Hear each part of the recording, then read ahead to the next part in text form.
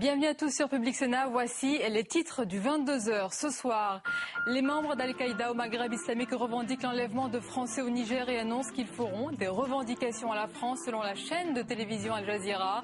Une revendication qui reste à être authentifiée alors que le ministre de l'Intérieur Brice Hortefeux se rend à Bamako où il devrait faire le point avec le président malien sur le sort de ces 7 otages dont 5 Français probablement transportés sur le sol malien. Plus d'éléments dans le tour de l'info tout à l'heure. Réunis à Pau, les parlementaires socialistes préparent 2012 face à ce qu'ils considèrent comme une berlusconisation de la vie politique française. De son côté, François Fillon a mis en garde les centristes contre un éventuel échec collectif pour 2012. À suivre dans ce journal l'analyse politique d'Arlette Chabot. Et puis c'est une journée spéciale sur Public Sénat, une journée de soutien à Sakineh Mohammadi Ashtiani, cette Iranienne condamnée à la lapidation dans son pays. L'occasion d'en parler avec le philosophe Bernard-Henri Lévy à l'origine d'une pétition sur le site La Règle du Jeu. Autre invité ce soir, c'est l'imam Hassan Chalgoumi, auteur du livre Pour l'Islam de France.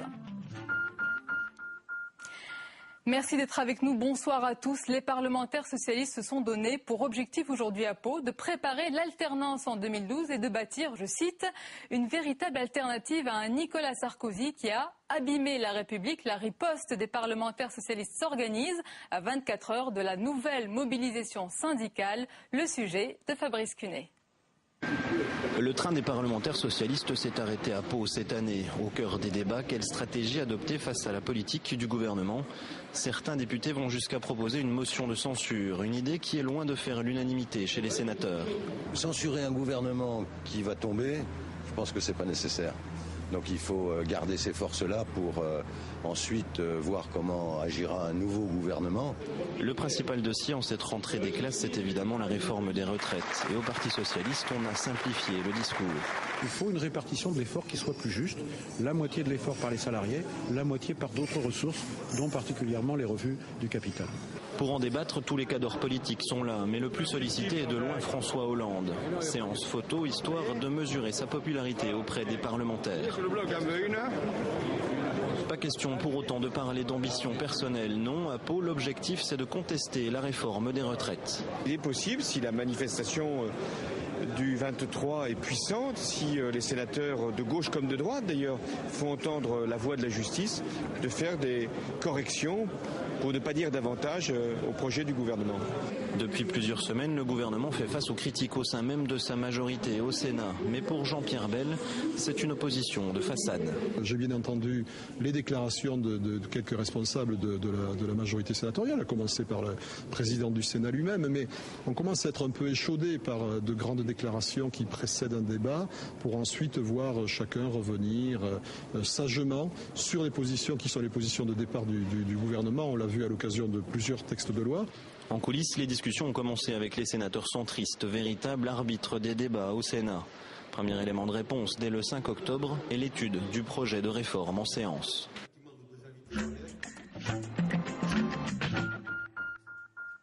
Le décodage politique, c'est avec Arlette Chabot. Bonsoir Arlette. Bonsoir. Alors on va parler ce soir dans un instant de la famille politique centriste qui se cherche un candidat et un projet. On va regarder ensemble tous ces centristes réunis aujourd'hui à Nice. C'est un sujet de Thomas Raguet et de Sophie Normand. Comme pour contenir les ambitions du centre, les centristes étaient très entourés par la majorité.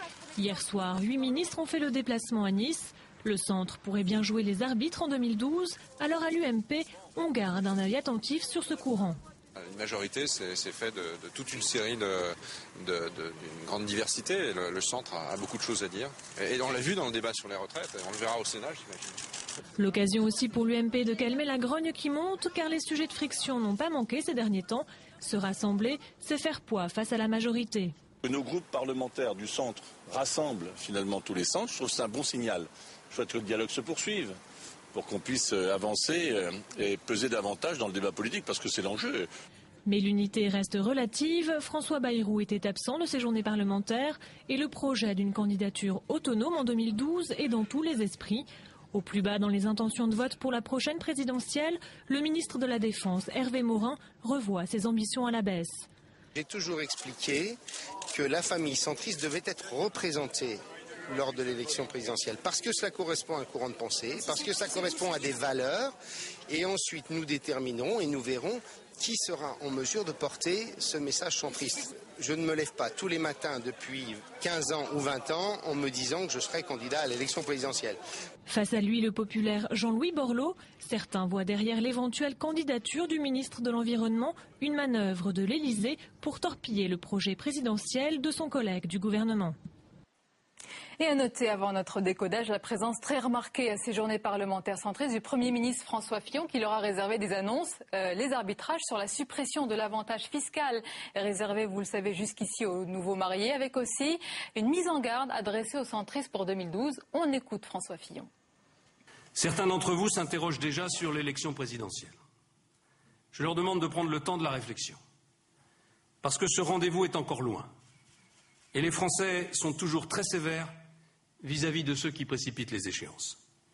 Le moment venu, en fonction du paysage politique, il faudra que la majorité présidentielle, dans toutes ses composantes, examine ensemble quelles sont les conditions de son succès. Il ne sert à rien de vouloir faire vivre à tout prix le centre si c'est pour nous voir, au bout du compte, échouer collectivement.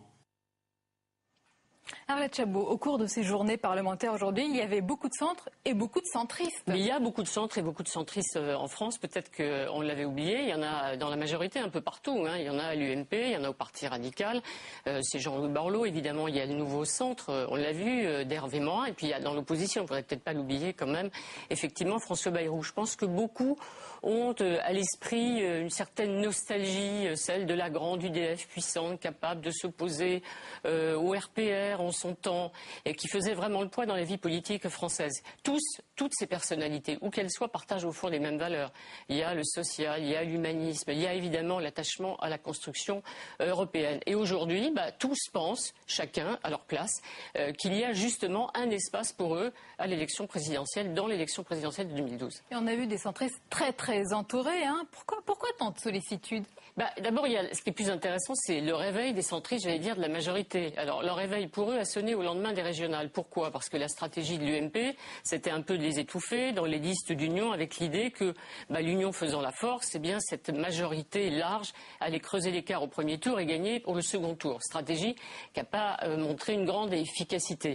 Deuxième coup de réveil, c'est la réorientation droitière, on peut dire, de l'UMP, avec le retour aux valeurs, l'immigration, fondamentaux, la sécurité. Et là encore, il y a quelques centristes qui ne se sentent pas tout à fait à l'aise. Vous ajoutez à ça quelques divergences sur la politique fiscale et certains dans la majorité, donc Hervé Morin, le premier, a dit mais pourquoi pas moi ? Il y a un espace peut-être, on voit aujourd'hui, qui fait machine arrière. Et puis il y a Jean-Louis Borloo. Jean-Louis Borloo, il est extrêmement courtisé et lui-même courtise un peu tout le monde.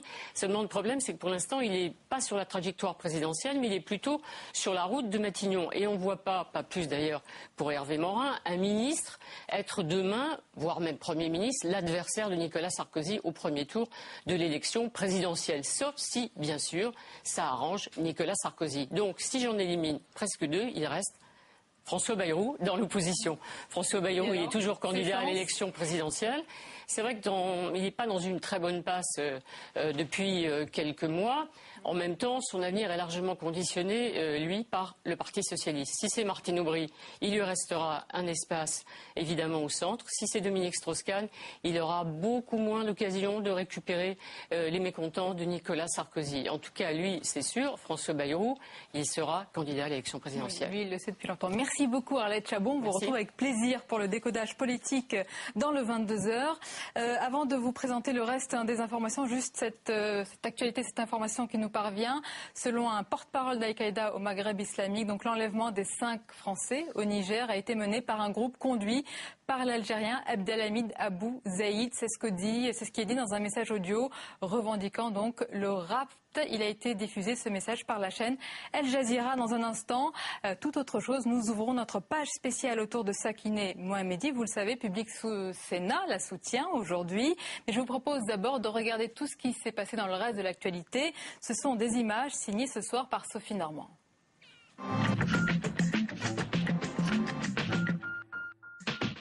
Ce soir, Al-Qaïda au Maghreb islamique revendique l'enlèvement des 5 ressortissants français enlevés la semaine dernière au Niger. Information de la chaîne de télévision Al Jazeera sur son site internet. L'armée française a poursuivi ses vols aujourd'hui au Sahel pour tenter de les repérer. Brice Hortefeux devait arriver en fin d'après-midi à Bamako à l'occasion du 50e anniversaire de l'indépendance du Mali. L'occasion pour lui de s'entretenir avec le président malien au sujet des otages. Pas d'assouplissement pour les retraites des mères de 3 enfants. Le ministre du Travail, Éric Woerth, rejette l'idée de maintenir pour elle une retraite à taux plein à 65 ans. La HALDE dénonce une mesure discriminatoire. Selon l'institution, sans compensation, la réforme des retraites pénalisera davantage les femmes, plus souvent victimes de temps partiel et de carrières discontinues. En Vendée, le nombre de maisons à démolir en raison des risques d'inondation a été revu à la baisse. 184 habitations sortent de la zone noire. Les experts mandatés par l'État après la tempête Xynthia viennent de rendre leur second rapport. Leurs conclusions interviennent alors même que l'État a signé des promesses de vente pour une vingtaine de maisons qui finalement échappent au zonage. Aujourd'hui, le ministre de l'écologie Jean-Louis Borloo s'est voulu rassurant.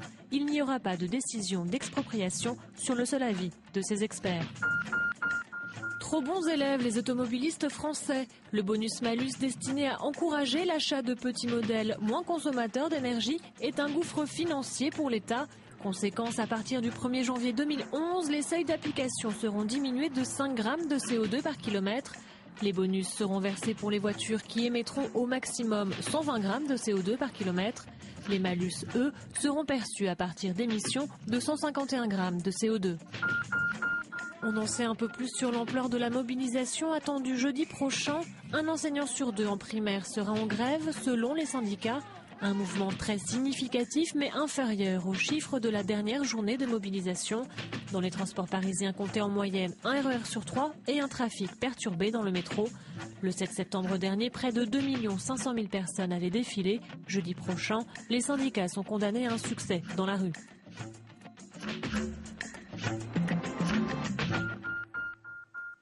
Public Sénat mobilise donc son antenne aujourd'hui pour une journée spéciale de soutien à l'Iranienne Sakineh. Dans un instant, notre invité, c'est le philosophe Bernard-Henri Lévy. Mais d'abord, je vous propose de regarder un rappel des faits depuis que cette Iranienne a été condamnée à la lapidation. Sandra Sarkara. Maintenant que le ramadan est terminé, elle risque à nouveau d'être condamnée à mort à tout moment par le régime iranien. Sakineh Mohammadi Ashtiani, accusée d'un double adultère et d'avoir participé au meurtre de son mari, est en prison depuis 2006. Le mois dernier, elle aurait avoué sous torture, des aveux diffusés en prime time sur la télévision d'État.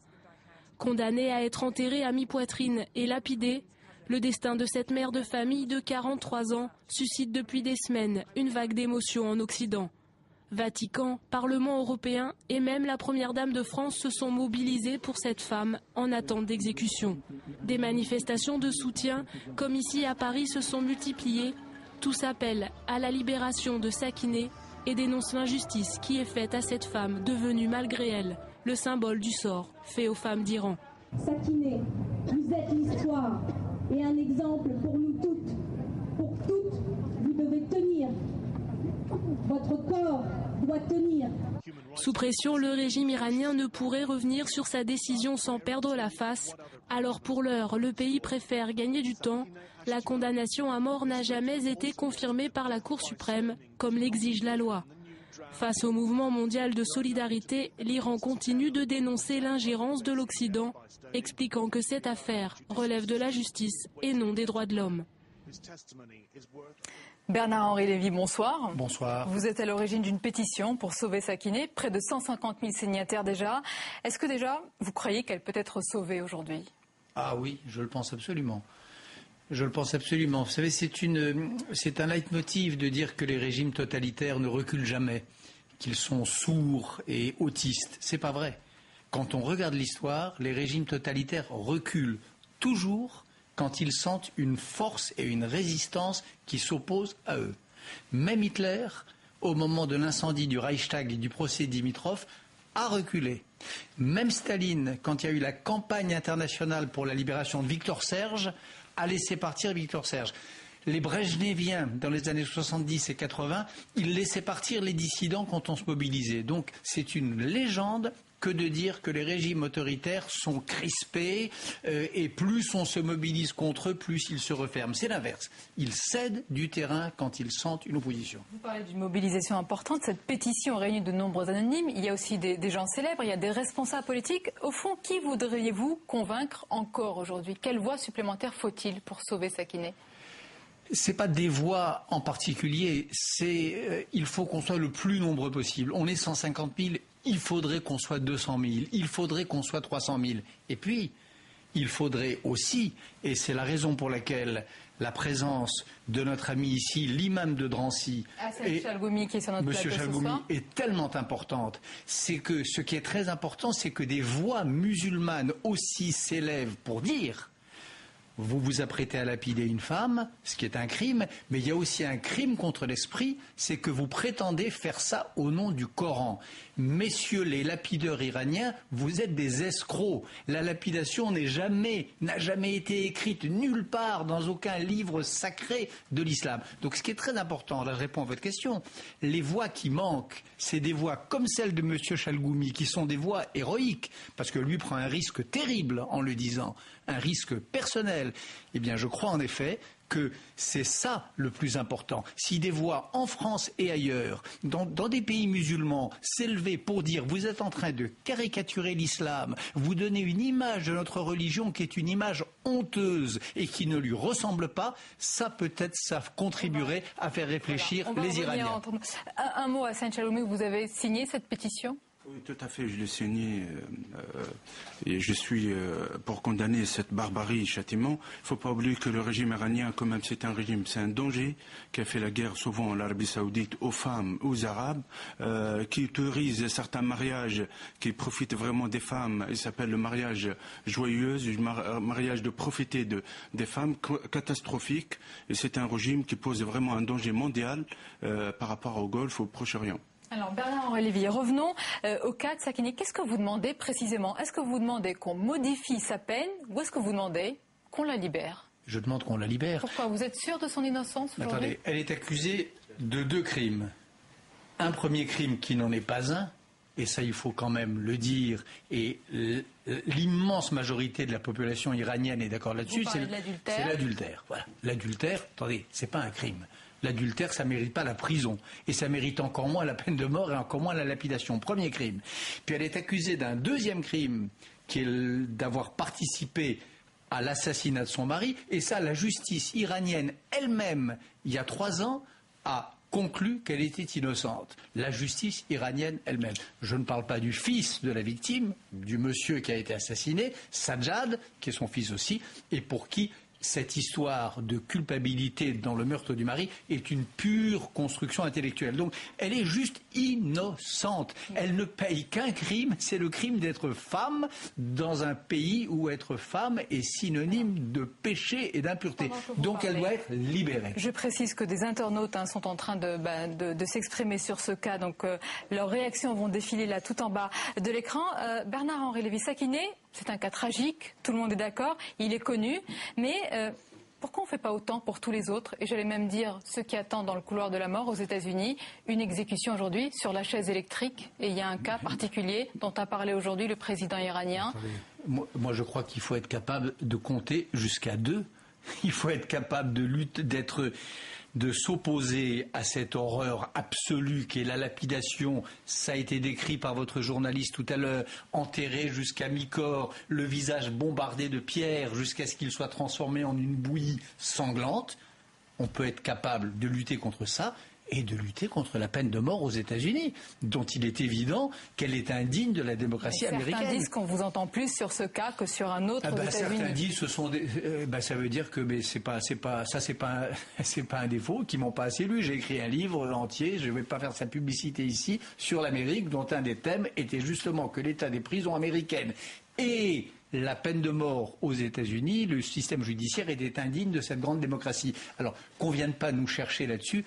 Tout ça, c'est des bêtises pour semer le trouble et pour semer la confusion. Ahmadinejad sait très bien qu'on applique dans son pays des peines barbares qui ne devraient pas exister au XXIe siècle. Et on ne lui demande pas de faire du confusionnisme, on lui demande de gracier Sakineh. Puisque vous parlez de lui, je vous pose la question directement. Est-ce qu'à travers le cas de Sakineh, vous ne menez pas, avec d'autres, un combat contre le régime d'Ahmadinejad? Et on sait que son régime, c'est un ennemi déclaré d'Israël.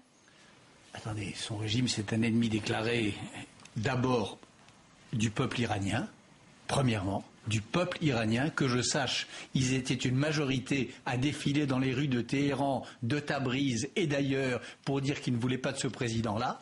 Ça, c'est l'ennemi principal d'Ahmadinejad, ennemi de l'immense majorité des pays arabes qui ne veulent pas de cette espèce de projet de califat et d'hégémonie idéologique et politique dont il se prévaut.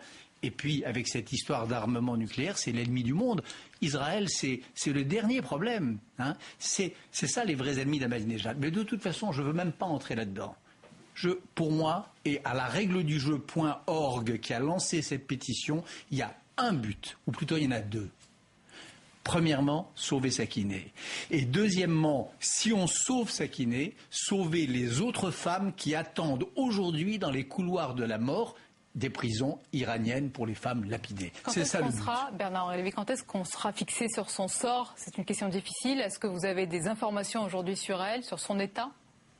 Non, on n'a pas d'informations sur son état car elle est au secret depuis maintenant plusieurs semaines, dans un cachot à Tabriz, sans le moindre contact avec le monde extérieur et avec ses enfants. Ce qu'on sait par contre, et ça c'est vrai que ça me fait plaisir, c'est que le pouvoir iranien a commencé à reculer.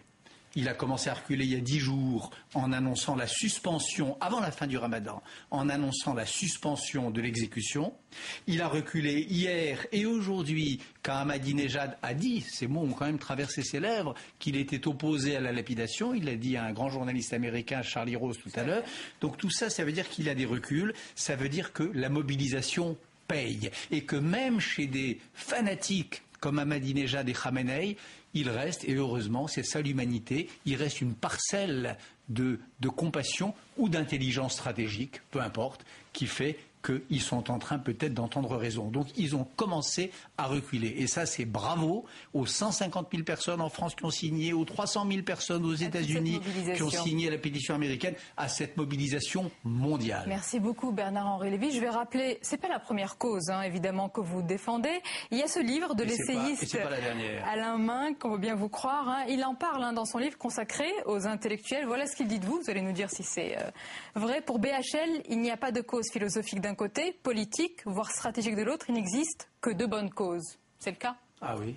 Et la cause de Sakineh, je peux vous dire, vous la prenez dans le sens que vous voulez, cette femme est une innocente en tous les sens du terme. Et le spectacle de cette innocence bafouée, c'est vrai que le matin en me réveillant et le soir en me couchant, ça me rend malade. Et je ne me sentirai tranquille et en repos que lorsque nous aurons tous ensemble obtenu sa libération. Justement, on va en parler avec Hassen Chalgoumi de ce sujet et d'autres. Il est avec nous, c'est l'imam à Drancy. Je vais rappeler d'abord ce sondage du Figaro, c'est notre partenaire dans le 22h. On a posé la question sur Sakineh. La mobilisation internationale peut-elle lui sauver la vie? Ça va vous faire plaisir, Bernard-Henri Lévy. Eh bien oui, à 49% des internautes qui ont voté et non à 37%. Donc les gens pensent que la mobilisation sert et on le voit avec cette suspension de sa lapidation aujourd'hui.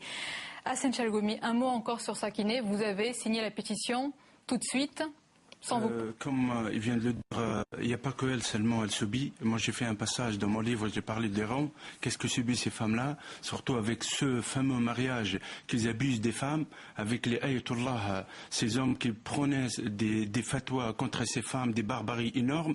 Ça aussi, le Golfe entier, ils souffrent. Parce que ce contagieux phénomène, un crime contre les femmes, elle est maintenant dans certains pays comme le Bahreïn, le Koweït, au Liban, et comment ça, enfin quand même l'acte qu'on est en train de le faire actuellement, c'est pour libérer ces femmes et libérer ce régime aussi. D'ailleurs, vous parlez aussi beaucoup dans votre livre de la dignité et de la liberté de la femme. C'est l'un de vos combats aujourd'hui? Absolument, c'est le plus important. L'une des positions que je l'ai pris contre la burqa, pour la loi, premièrement pour la dignité de la femme, elle donne une image très sombre de l'islam. Je ne crois pas que l'islam, le but de l'islam, ce livre de lumière, d'écarter la femme, d'isoler, aussi écarter ses enfants, je trouve que l'une des priorités les plus importantes qu'il fixe ces fanatiques politiques comme le régime iranien ou des fanatiques religieux comme l'idéologie des frères musulmans ou certains, ils visent surtout sur la femme et les juifs. Les deux sujets qui le sont cibles, qui essaient de le cultiver d'une manière avec leur haine. Hassan Chalgoumi, vous avez peut-être remarqué au Sénat, quand il y a eu ce projet de loi contre la burqa, ça n'a pas suscité beaucoup de débats quand il a été adopté. Est-ce que c'est un bon signe? S'il n'y a pas de débat, c'est que c'est finalement admis qu'il faut interdire ce voile intégral? Tout à fait, c'est la majorité qui ne souhaite pas leur femme, d'avoir une fille isolée quand même. Le bonheur de réussir de leur fille, ils savent très très bien que la majorité, plus que 90% de nos citoyens de confession musulmane, que c'est une chose étrangère à l'islam. Et deuxième chose, c'est pas leur priorité. La priorité de nos citoyennes, l'accès aux universités, l'accès au travail, l'accès, tout ça, c'est ça le vrai souci, le vrai travail. Quand on vous écoute, on peut être que d'accord avec vous. Pourquoi on dit, certains disent que vous êtes l'imam du rapprochement, pourquoi pour d'autres, vous êtes décrié au sein même de votre propre comité? Vous passez même pour un imam provocateur. Pourquoi? Malheureusement, je dérange les fanatiques, je dérange une ingérence étrangère. Un islam de France, j'ai parlé, c'est un islam concerné aux citoyens. Malheureusement, la majorité des lieux de prière sont gérés par des affaires étrangères. Je ne trouve pas que la laïcité, c'est un prétexte de brader la souveraineté d'État et la française et se traiter l'islam de France au gouvernement étranger ou aux sectes. Et c'est nous qu'on souffre. Les lieux de prière sont en concurrence énorme pour gérer par des ambassades, des imams qui sont formés à l'étranger. Pourquoi on ne forme pas nos propres imams à nous et de mettre nos défis, nos soucis en priorité, de mettre toutes ces structures pour protéger nos jeunes? Il y a un passage intéressant dans votre livre, beaucoup, celui-ci que j'ai retenu. Ceux qui veulent faire la guerre en utilisant nos enfants ne sont pas les bienvenus en France. Ceux qui veulent commettre des crimes au nom de l'islam ne sont pas les bienvenus en France. Ceux qui viennent au Bourget comme s'ils revenaient à Poitiers ne sont pas les bienvenus en France. Ceux qui viennent promettre le califat européen ou prédire la conquête de l'Europe ne sont pas les bienvenus en France. Mais qui seraient les bienvenus en France? Les citoyens, la majorité des citoyens, qui ont cet esprit d'islam, de mieux vivre ensemble, l'harmonie, le respect. L'islam de France, c'est pas habité en France, habité par la France. Et deuxième chose, les choses les plus importantes pour moi, cet islam qu'ont besoin. Je suis un citoyen d'une ville de Drancy, à cette ville de déportation, absolument, humainement, autant que citoyen que je respecte cette histoire. J'étais contre 2006, j'ai fait un appel de respecter l'histoire du peuple juif. Ils ont saccagé ma maison 2 jours après. On a des fanatiques. Il ne faut pas qu'on cache la face, il faut être aveugle quand même. La montée de l'islam radical en France, l'intégrisme aussi, deuxième côté, la montée du racisme. Ces deux choses-là, ils sont limites. Et vous rappelez qu'il y a des fanatiques de tous les côtés. Bernard-Henri Lévy, pour conclure, sur tout ce qu'a dit l'imam. Écoutez, pour conclure, l'imam Chalgoumi, pour moi, c'est l'honneur de l'islam aujourd'hui. C'est l'honneur de l'islam, mais il parle la parole la plus proche des livres saints qu'il inspire. Le Coran, c'est ça. Le Coran, c'est une religion de tolérance et de paix. C'est pas une religion qui prêche l'enfermement des femmes, qui prêche leur séparation de la société et qui prêche leur lapidation. C'est lui qui en a la vérité. Et c'est lui qui surtout exprime, alors ça j'en suis convaincu, la presse le présente comme un imam de sécession ou de fitna, comme on dit en islam. C'est l'inverse. Il représente l'immense majorité des musulmans de France. Moi, je les connais à travers SOS Racisme. Je milite au coude à coude avec eux. Les musulmans de France, c'est avec lui qui sont d'accord. Et c'est par lui qu'ils se sont exprimés. Beaucoup. Messieurs, merci. Puis merci d'être venus avec nous pour cette journée de soutien à Sakineh sur Public Sénat. Je vous rappelle que cette journée, elle se poursuit. Elle se poursuivra jeudi à 18h et à 22h30 avec l'émission Parole du Monde de Caroline Delage. C'est la fin de cette édition. Je vous en rappelle le principal titre. Ce sont les membres d'Al-Qaïda au Maghreb islamique qui revendiquent l'enlèvement de Français au Niger et annoncent qu'ils feront des revendications à la France selon la chaîne de télévision Al Jazeera. Et puis cette information qui nous parvenait tout à l'heure, selon un porte-parole d'Al-Qaïda au Maghreb islamique, donc l'enlèvement des 5 Français au Niger a été mené par un groupe conduit par l'Algérien Abdelhamid Abou Zeid. Voilà pour les informations ce soir. Merci beaucoup de nous avoir suivis. Très belle soirée à vous sur Public Sénat, bien sûr.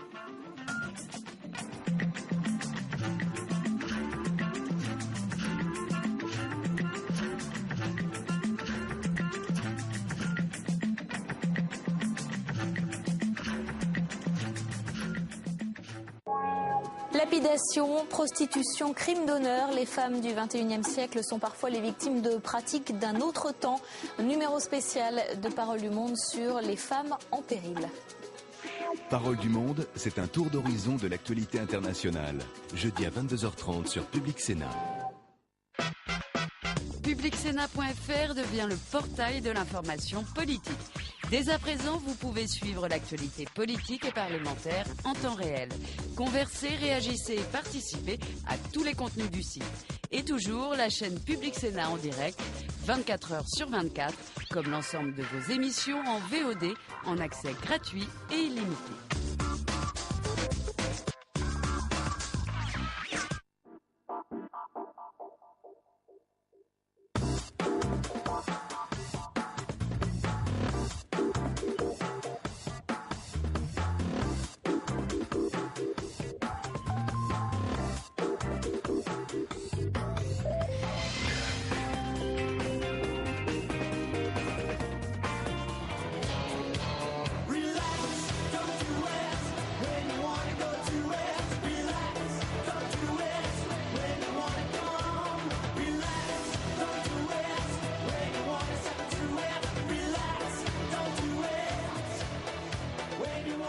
Des années 80 sur lequel on danse encore, une nuée de caméras et une question. Qui se cache derrière un homme politique? Bien sûr, il est devenu le meilleur ennemi du président et certains le voient candidat en 2012.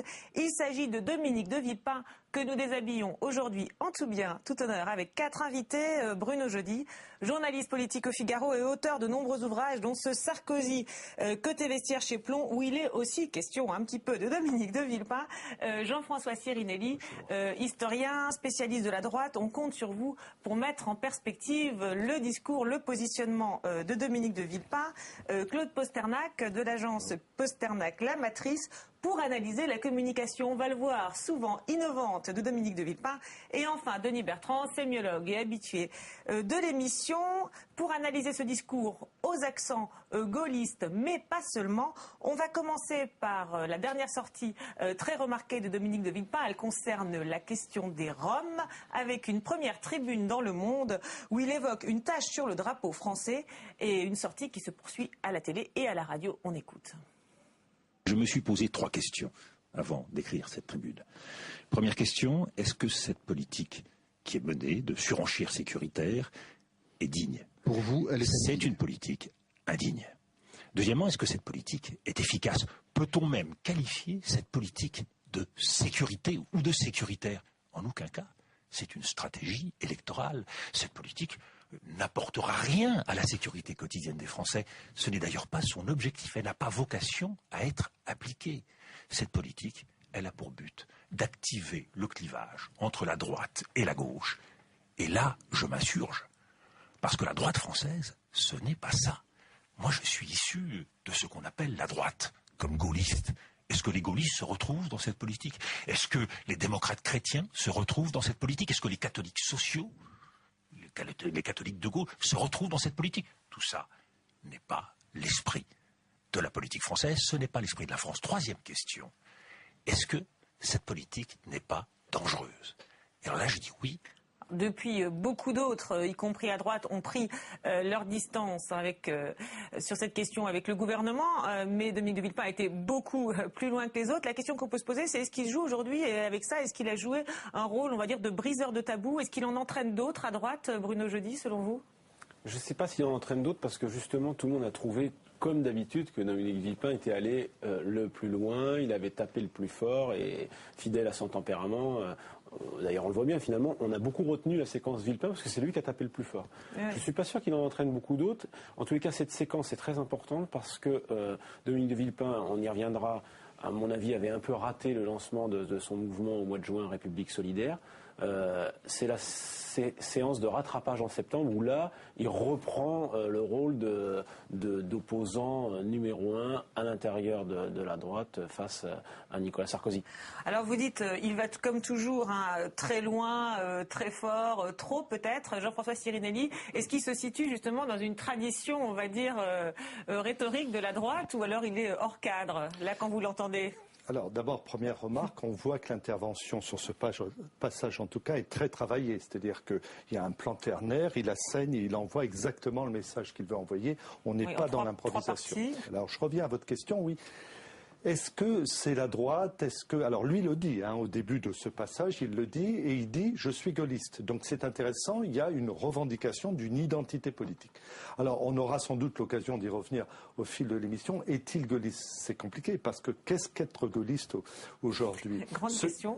Non, mais ce qui est intéressant et qui sera probablement au cœur de notre réflexion, c'est l'usage des mots et des mots de tempête. Si vous voulez, là, ce ne sont pas des mots bienveillants, ce ne sont pas des mots tièdes, on est dans la montée verbale aux extrêmes. Et donc c'est intéressant, et de ce point de vue-là, utiliser des mots de tempête par temps calme, ça vous place en position décalée. Les mots de tempête, ridicule quelquefois. Quelquefois, alors les mots de tempête, c'est quoi? C'est indigne, par exemple, ou quand il parle de stratégie électorale, c'est ces mots que... Oui, ou